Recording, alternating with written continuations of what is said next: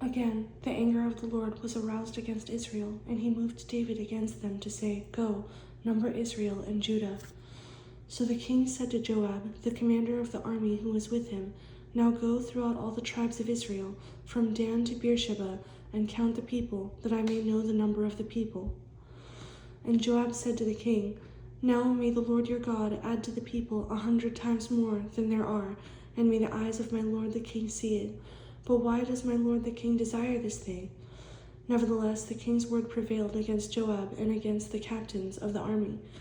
Therefore Joab and the captains of the army went out from the presence of the king to count the people of Israel. And they crossed over the Jordan and camped in Eror on the right side of the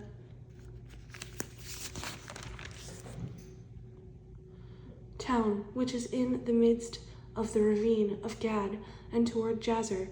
Then they came to Gilead and to the land of Tatim Hodshi. They came to Dan Jaan and around to Sidon, and they came to the stronghold of Tyre, and to all the cities of the Hivites and the Canaanites. Then they went out to South Judah as far as Beersheba.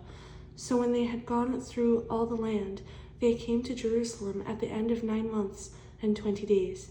Then Joab gave the sum of the number of the people to the king, and there were in Israel 800,000 valiant men who drew the sword, and the men of Judah were 500,000 men. And David's heart condemned him after he had numbered the people. So David said to the Lord, "I have sinned greatly in what I have done.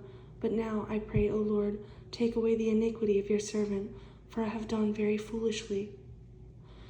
Now when David arose in the morning, the word of the Lord came to the prophet Gad, David's seer, saying, "Go and tell David, thus says the Lord, I offer you 3 things. Choose one of them for yourself, that I may do it to you." So Gad came to David and told him, and he said to him, "Shall 7 years of famine come to you in your land? Or shall you flee 3 months before your enemies while they pursue you? Or shall there be 3 days' plague in your land? Now consider and see what answer I should take back to him who sent me." And David said to Gad, "I am in great distress. Please let us fall into the hand of the Lord, for his mercies are great, but do not let me fall into the hand of man." So the Lord sent a plague upon Israel from the morning till the appointed time. From Dan to Beersheba, 70,000 men of the people died.